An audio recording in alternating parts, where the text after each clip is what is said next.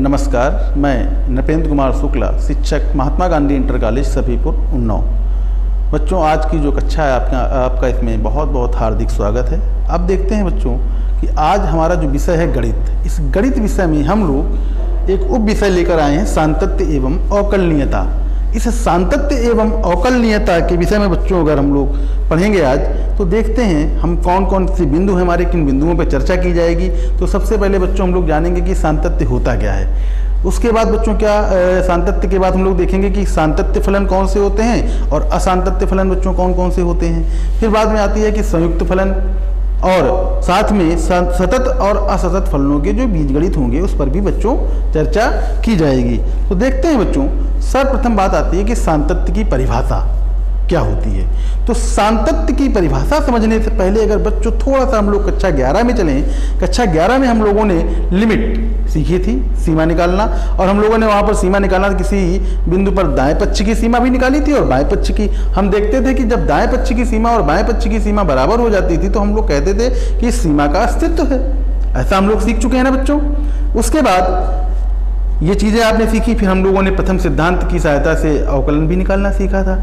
आज हम लोग उसके विस्तार पूर्वक चर्चा करेंगे, उसी लिमिट का प्रयोग करेंगे, और प्रयोग करके हम लोग यहाँ पर देखेंगे कि क्या कहा जाए, सातत्य कोई फलन है कि नहीं है। बट सातत्य की परिभाषा समझने से पहले बच्चों एक चीज़ और देखते हैं कि क्या दैनिक जीवन में भी सातत्य है। कोई सातत्य का कोई उदाहरण आपके दिमाग में आ रहा है कि सातत्य होता है कि असातत्य, कुछ अगर हो तो आप सोचिए।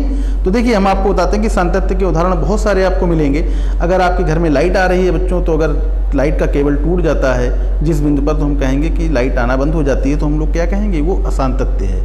आप रास्ते पर चलते चले जा रहे हैं, अचानक आपको बहुत सारा गहरा गड्ढा मिल जाता है, तब भी आप वहाँ पर क्या करेंगे, आप रुकेंगे, कुछ ना कुछ सोचेंगे ना थोड़ी देर के लिए, कैसे चलना है, कैसे पार करना है। फिर देखिए, आपके घर में अगर टोटी जो है वो कभी कभी खराब हो जाती है, तो पानी बूंद बूंद करके गिरता है, नहीं चाहते कि गिरे वो, तो ये भी असातत्य के उदाहरण हैं। तो जीवन में, दैनिक जीवन में ये सातत्य का होना भी बहुत जरूरी है और कभी कभी असातत्य का भी होना जरूरी है। तो आज हम देखते हैं बच्चों कि सातत्य की परिभाषा क्या है। अगर गणितीय भाषा की बात करें बच्चों, तो गणितीय भाषा में सातत्य क्या होता है हम लोगों ने पढ़ा था। इससे पहले के जो अध्याय में हम लोग पढ़ चुके हैं कि वास्तविक संख्या है माइनस अनंत से लेकर अनंत तक। अगर इसके किसी उपसमुच्चय की बात कर लें, तो उस उपसमुच्चय में अगर कोई भी फलन परिभाषित है उसकी प्रांत के अंदर, तो उस प्रांत के अंदर हम अगर कोई बिंदु ले लेते हैं, कोई भी बिंदु ले लेते हैं, जैसे हमने कि यहाँ पर बिंदु ए लिया है, उस बिंदु पर अगर मुझे सातत्य निकालना है कि ये फलन सातत्य है कि नहीं है, तो हम लोग कक्षा 11 में जाएंगे, और कक्षा 11 में हमने क्या सीखा था, लिमिट। तो लिमिट हम लोग निकालेंगे उस बिंदु पर, और लिमिट निकालने के साथ साथ उस बिंदु पर हम लोग फलन का मान भी निकालेंगे। अगर दोनों चीज़ें बराबर आती हैं तो हम लोग कहेंगे कि ये फलन कैसा है, सातत्य फलन है। हमने इसको देखिए नीचे और लिखा है कि limit x tend to a minus. इसका मतलब क्या है कि हम लोगों ने अभी बताया ना कि बाएं पक्ष की जो सीमा है उस बिंदु पर, और फिर देखिए हमने आगे लिखा है limit x tend to a plus. इसका मतलब दाहिने पक्ष की सीमा। ये दोनों अगर बराबर हैं, अगर इन दोनों बराबर हैं, इसका मतलब ही यही है बच्चों, इसका मतलब यही है, एक ही चीज़ है दोनों चीज, ये और ये बच्चों एक चीज़ है। तो ये अगर बराबर है फलन के मान के बराबर, तो हम लोग कहेंगे फलन कैसा है, फलन ये सातत्य है। ये आपका एक हम लोग कह सकते हैं थ्योरी है। अब देखते हैं इसको ज्यामितीय रूप में देखें बच्चों क्या होगा। ज्यामितीय रूप में अगर देखना है तो एक हम छोटा सा ग्राफ बना के देखते हैं, और देखिए हमने कह दिया कि अगर ये a और b के बीच में बच्चों परिभाषित है, ठीक है, ये x अक्ष है हमारा, ये y अक्ष है। अब आप देखिए a और b के बीच में अगर ये परिभाषित है, हम मान लेते हैं किसी बिंदु पर निकालना है, मान लेते हैं बच्चों हमें c पे ही निकालना हो थोड़ी देर के लिए। c पर अगर मुझे निकालना है कि फलन सतत है कि असतत है, तो c के हम लोग बाएं पक्ष में चलेंगे, c के थोड़ा सा बाएं, यहाँ हम लिख लेते हैं ये क्या है, c प्लस एच। और बच्चों देखिए हम यहाँ पर देखते हैं, इसको भी लिख लेते हैं यहाँ पर c, ये बच्चों माइनस होगा,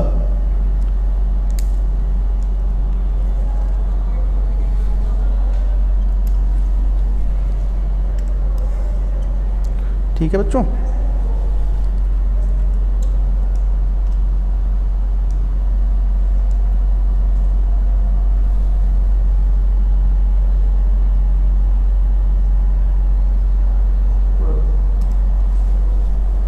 ये है आपका C माइनस। और बच्चों ये देखिए क्या होगा, C प्लस H। ठीक है, इन बिंदुओं पर देखिए क्या करेंगे हम लोग, इस पर फलन का मान निकाल लेंगे। यहाँ पर भी देखिए क्या है,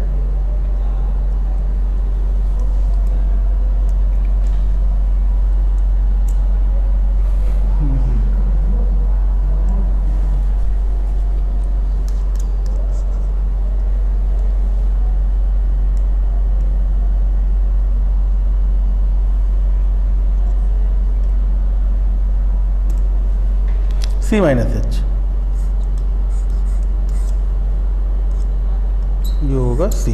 ठीक है, अब देखते हैं बच्चों यहाँ पर क्या मिलेगा, इसको थोड़ा सा ऐसे लिख लेते हैं, आपको समझ में आ जाएगा, C प्लस H। और बच्चों इस बिंदु पर देखिए क्या होगा, इस बिंदु पर आप देख सकते हैं, और इसको अगर लिखना चाहते हैं तो f of C।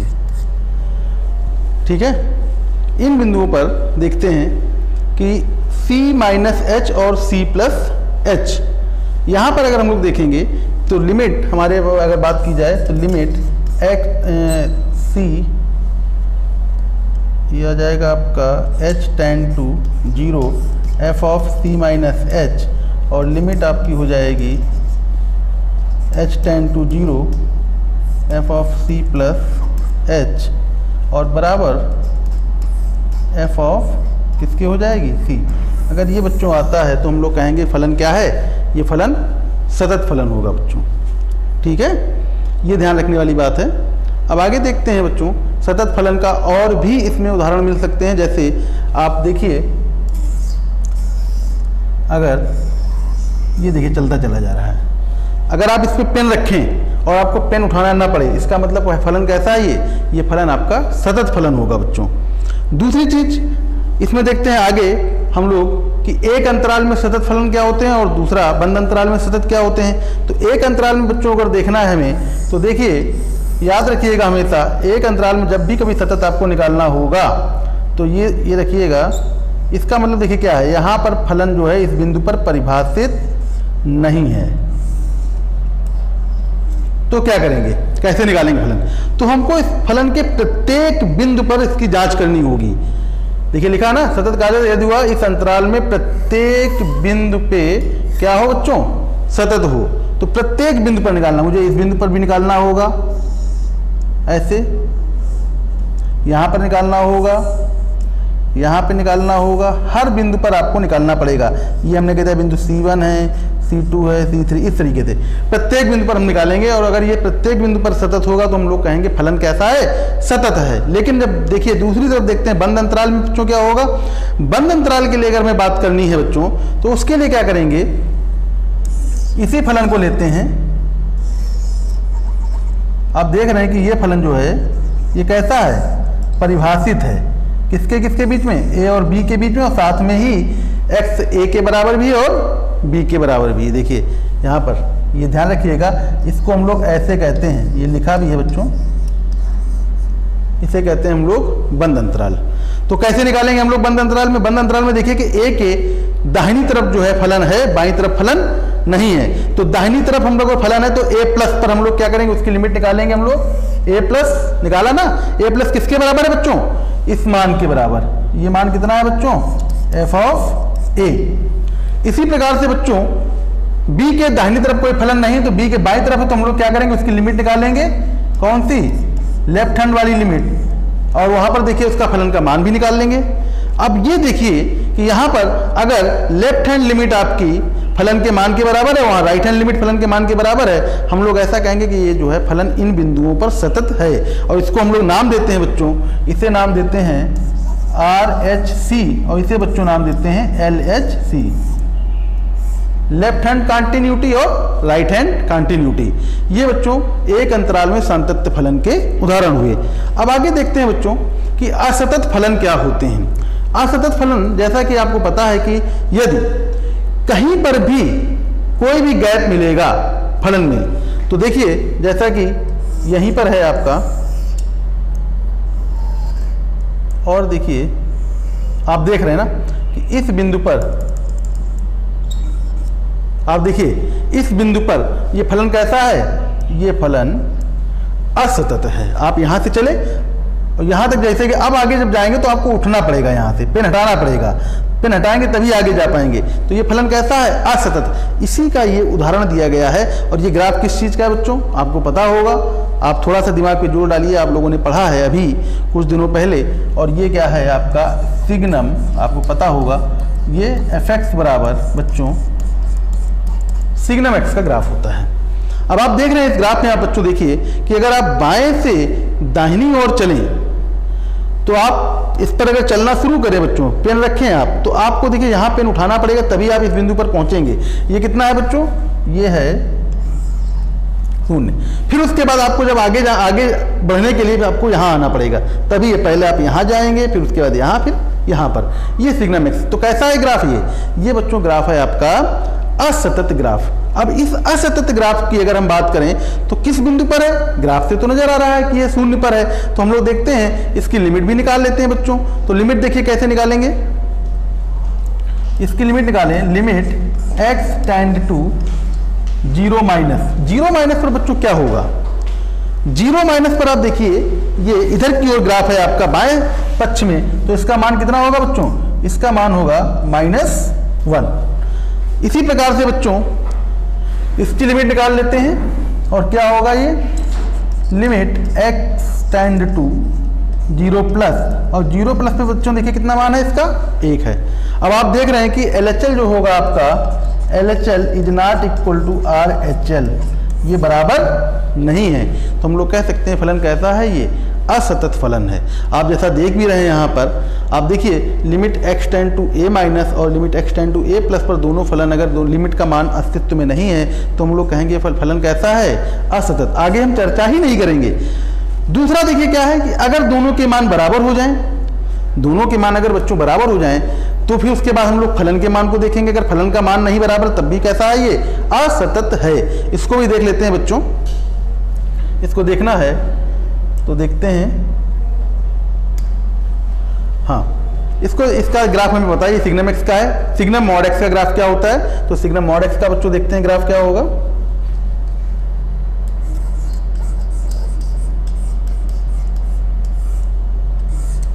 Signum mod x का ग्राफ बच्चों बनाने के लिए कुछ नहीं करना होता है, हमें यहाँ पर रखना होता है एक समतल दर्पण, और रखने के बाद क्या होता है कि इसका जो परछाई होती है, रिफ्लेक्शन होता है, ये यहाँ चला आता है। इसको अगर हम बनाना चाहें तो देखिए इसको बना दें, और आप देखिए सिग्नम मॉड x का ग्राफ है ये।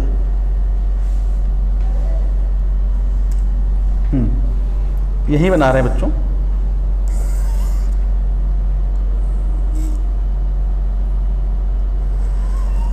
ये देखिए,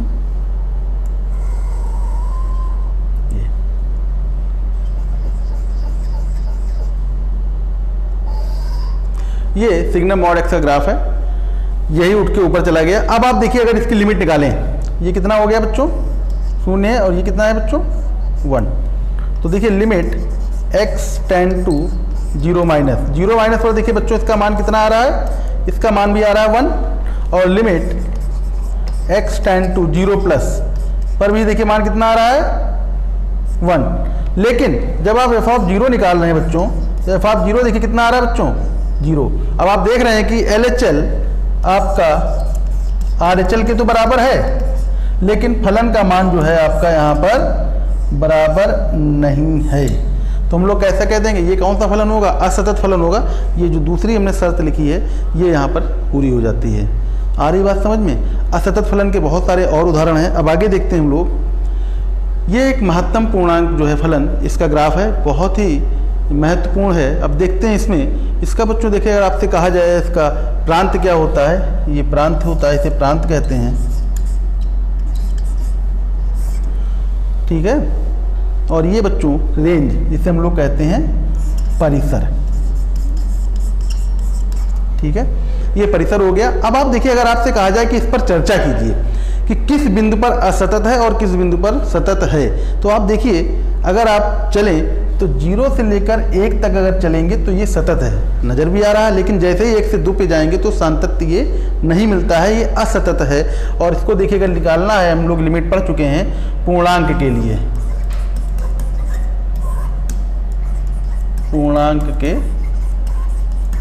पूर्णांक के लिए अगर हमें लिमिट निकालनी है तो कैसे निकालेंगे? जैसे मान लीजिए हमें 2 पर ही निकालना है या 1 पर निकालना है, किसी पर भी निकालना है तो देख लेते हैं। ये होगा बच्चों 2 है, ये 1 है और ये -1 है और ये आपका -2, दिखाई ना पड़ रहा हो तो इस तरीके से लिख सकते हैं। और ये है आपका -1 और -2। 2 पे अगर हमें चर्चा करनी है तो limit x tend to 2 minus 2 minus का मतलब बच्चों देखिए क्या होगा, यहाँ रख लेते हैं हम लोग। 2 माइनस का मतलब 2 से बहुत कम, 1.999 ऐसे रख सकते हैं। तो इसका पूर्णांक कितना होगा बच्चों? पूर्णांक तो यही होगा ना। पूर्णांक कैसे लिखते हैं हम लोग? इसको ऐसे भी तो लिखा जा सकता है 1 + 0.999। तो आपसे कहा जाए पूर्णांक क्या होगा, क्योंकि ये क्या है, ये पूर्णांक होता है, पूर्णांक फलन। तो हमें पूर्णांक लेना है, तो इसका पूर्णांक कितना होगा? 1 होगा। अब जरा देखते हैं limit x tend to 2 plus पर, और 2 प्लस पर देखिए बच्चों क्या होगा, इसका मान अगर देखिए तो 2 प्लस का मतलब 2 से कुछ ज़्यादा, तो 2.001। इसका बच्चों पूर्णांक कितना होगा? इसका पूर्णांक 2 होगा। अब आप देख रहे हैं कि लिमिट जो है 2 पर अस्तित्व नहीं लिमिट का, यानी इसका मतलब है LHL is not equal to RHL। अब जब लिमिट ही अस्तित्व में नहीं तो हम लोग आगे फलन के मान की चर्चा ही नहीं करेंगे कि फलन का मान क्या है इस बिंदु पर। अगर निकालना चाहे तो निकाल भी सकते हैं, तो हम ऐसे ही कह देंगे कि फलन में अस्तित्व में नहीं, इस फलन का कोई अस्तित्व नहीं है। ठीक है। अब जरा एक काम करते हैं, हमने पूर्णांक के लिए तो निकाल लिया है। अब पूर्णांक के बीच अगर हम लोग बात करते हैं बच्चों, फ्रैक्शन के लिए, भिन्न के लिए अगर बात करें तो कैसे निकलेगा, तो इसको भी देख लेते हैं कि इसमें क्या होगा, उस बिंदु पर क्या होगा। ऐसे तो नजर में आ रहा है कि हाँ 0 से 1 के बीच में अगर कोई भी बिंदु लेंगे आप, 0.2, 0.3, 0.4, हर जगह देखिए क्या होगा बच्चों, ये सतत ही होगा। चलिए देखते हैं फिर भी इसको।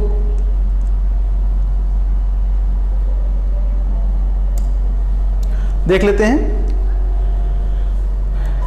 x बराबर 1.5। अगर हमें इस पर चर्चा करनी है कि ये सतत है कि असतत है, तो इस पर देख लेते हैं हम लोग। तो limit x tend to 1.5 minus 1.5 कहाँ मिलेगा बच्चों? आप देखिए जरा, इन दोनों के बीच में ही कहीं होगा, ऐसे इसको हम लोग यहाँ लिख लेते हैं 1.5। ठीक है। इस 1.5 पर देखिए बच्चों क्या होगा, इसके हम बाएं तरफ जाएं और दाहिनी तरफ जाएं, तो आप जैसा देख रहे हैं कि चाहे आप बाएं जाएं चाहे दाहिने जाएं, आपको फलन वही मिल रहा है, उसका मान वही एक ही मिलेगा। फिर भी हम लोग देख लेते हैं यहाँ x, यहाँ रखिए 1.5 माइनस, इसका मतलब क्या होगा 1.49 ऐसे ले लीजिए बच्चों। और इसका मान कितना होगा बच्चों? पूर्णांक कितना होगा? 1। इसी तरह से बच्चों हम लोग इसके आगे चलें, अगर 1.5 प्लस पर, अब देखते हैं बच्चों क्या होगा, 1.51 रख लेते हैं, 0.1 भी रख सकते हैं, कुछ भी। इसका मान बच्चों कितना होगा? ये भी आएगा 1।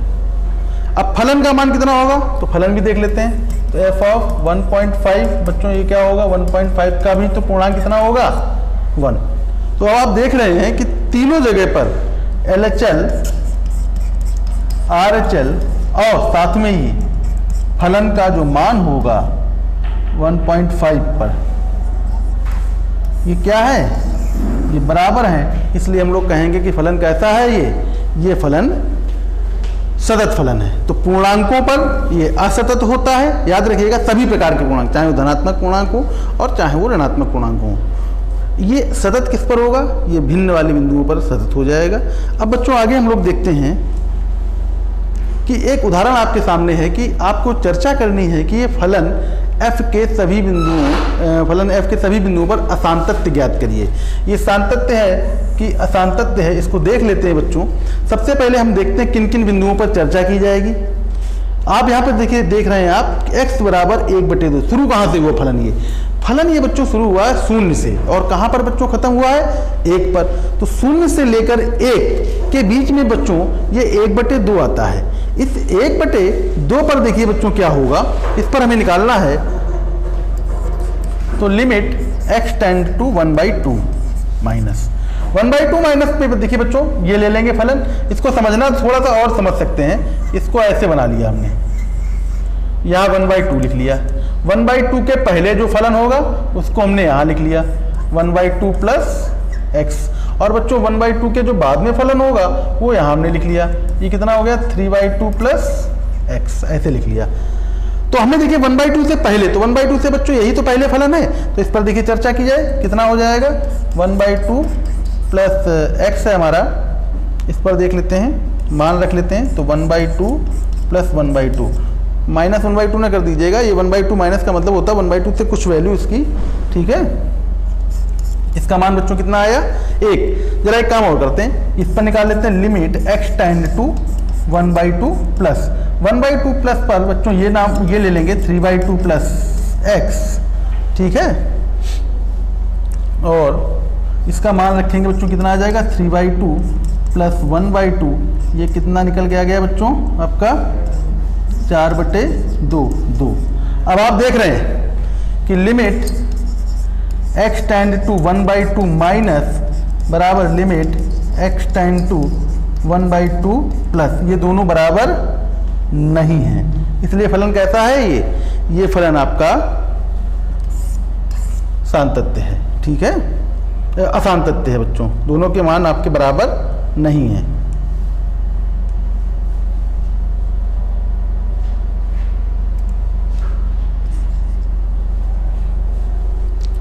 देखिए अगला उदाहरण देखते हैं हम लोग। अब इसमें हमें फलन के मान की चर्चा करनी ही नहीं है, क्योंकि फलन का मान कितना है x बराबर 1/2 पर 1 है। जब लिमिट ही बराबर नहीं आ रही तो फिर आगे फलन के मान की चर्चा करना बेकार है, क्या करेंगे उस पर, जब बराबर ही नहीं, अस्तित्व ही नहीं उसका, तो सांतत्य ही है, असांतत्य है ये। अब आगे देखते हैं कि संयुक्त फलन के सांतत्य एवं असांतत्य की अगर हम लोग बात कर लें बच्चों तो क्या होगा ये,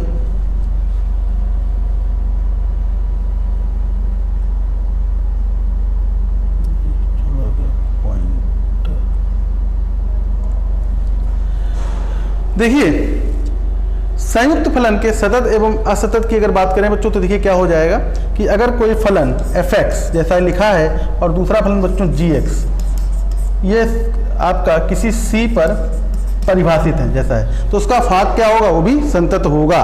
जैसे आप इसका एक उदाहरण ले लेते हैं बच्चों, उदाहरण कैसे होगा, जैसे fx बराबर आपसे कहा जाए sin x²। आप देखिए इसको हम अगर दो भागों में विभाजित करें, इसको हम ले लेते हैं, ये f1 ले लीजिए, तो ये क्या हो जाएगा, देखिए fx बराबर अगर हम कह दें sin x है, और साथ में ही बच्चों gx बराबर हम कह दें ये x² है। तो x के स्थान पर gx अगर रख दिया जाए तो क्या मिलेगा, x के स्थान पर अगर gx रखेंगे बच्चों देखिए क्या मिल जाएगा, fog x मिलेगा, और ये कितना हो जाएगा sin x²। अब आप देखिए ये फलन कैसा है, सतत, वो फलन कैसा है, सतत। तो देखिए सतत फलन क्यों है, आपको पता है, आप लोग पढ़ चुके हैं कि इसका देखिए ये sin x होता है। आप देख रहे हैं कि हर जगह आपको बिल्कुल ग्राफ मिलता चला सतत होता है। और x² का ग्राफ भी आप पता है बच्चों, x² का ग्राफ क्या होता है, x² का ग्राफ भी ये होता है। थोड़ा सा इसको ऐसे कर लीजिएगा, x² का जो ग्राफ होगा ये बच्चों कैसा है, ये सतत ग्राफ होता है। अगर वहाँ ना समझ में आए तो यहाँ भी बना दे रहा हूँ, ये समझ लीजिएगा, यहाँ से चलेगा और ऐसे। आगे देखते हैं बच्चों हम लोग, एक सवाल और हमारे पास है कि ये इसको परिभाषित करना है कि ये संतत है कि असंतत है। तो देखिए हम लोग क्या करेंगे, लिमिट निकालेंगे, लिमिट x टेंड टू 0 पर कितना है बच्चों, x sin 1/x, इसका मान कितना होगा। तो देखिए 1/x का अगर ग्राफ देखें हम लोग,